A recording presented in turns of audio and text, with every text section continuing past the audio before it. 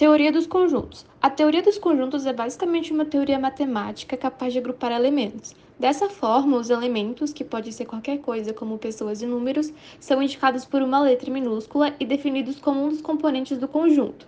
Por exemplo, a pessoa A ou o elemento X. Assim, enquanto os elementos do conjunto são indicados pela letra minúscula, os conjuntos são representados por letra maiúsculas e normalmente dentro de chaves.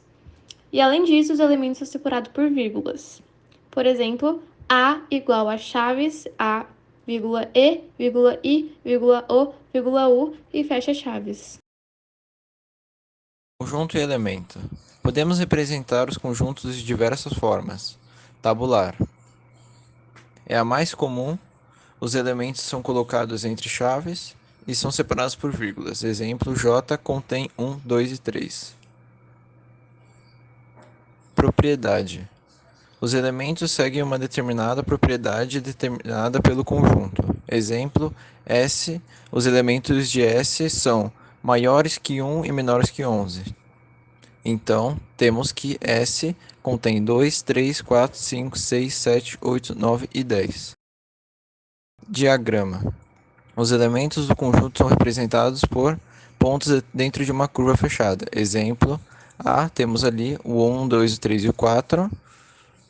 E quando possuímos dentro de uma curva, de um círculo perfeito, se chama diagrama de Venn por conta do matemático que criou esse diagrama. Número de elementos.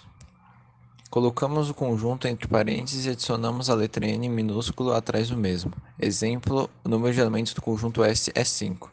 Situações importantes. Situações onde um conjunto possui dois números iguais colocamos como um só. Exemplo, o conjunto S contém 1, 1, 2, 3, 4, 4 e 5. Assim, o número de elementos do conjunto é 5.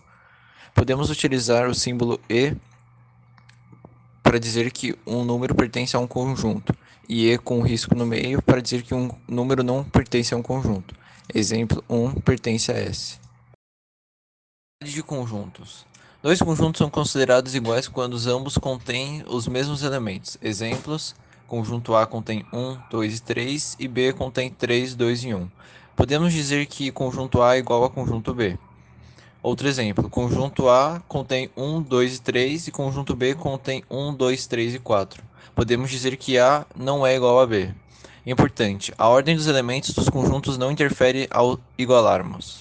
Então, dentro dos conjuntos notáveis, nós temos vários tipos de conjunto, como, por exemplo, o conjunto unitário, que possui só um elemento, o conjunto vazio, que não possui elementos, o conjunto finito, que possui número finito de elementos, o conjunto infinito, que possui número infinito de elementos, e o conjunto universo, que é o conjunto trabalhado quando certo problema é dado, e o conjunto solução, que é formado por elementos que satisfazem o conjunto universo.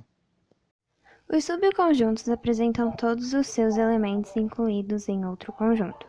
Por esse motivo, a relação entre eles e o outro conjunto é de inclusão.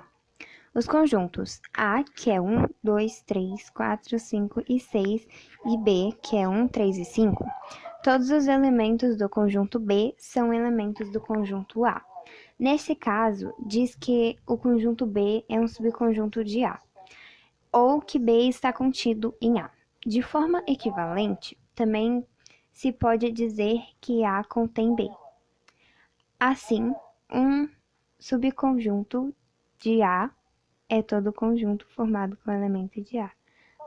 Notações possíveis. A contém B e B está contido em A.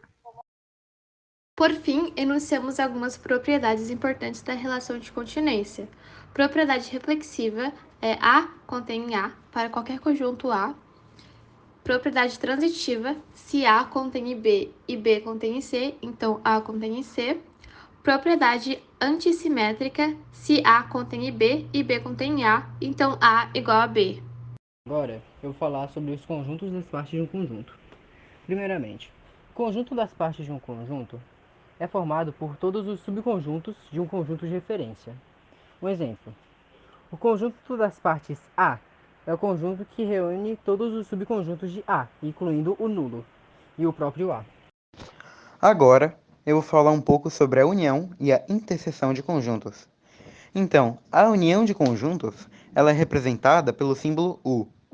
E, como por exemplo, a união entre os conjuntos A e B, ela é representada por x pertence a A ou x pertence a B.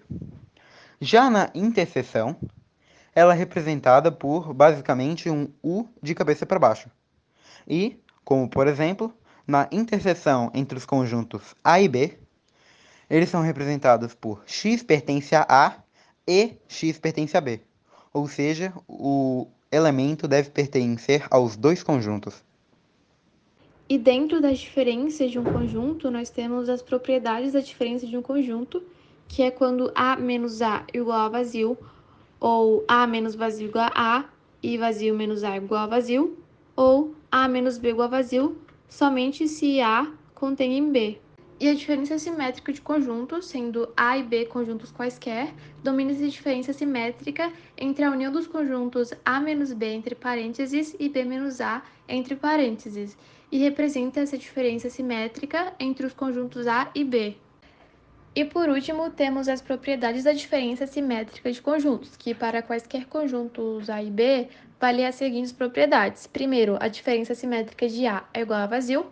Depois temos a propriedade comutativa, que é a diferença simétrica de A e B é igual à diferença simétrica de B e A. E a propriedade do elemento neutro, que é a diferença simétrica de A e vazio, é igual à diferença simétrica de vazio e A, que é igual a A.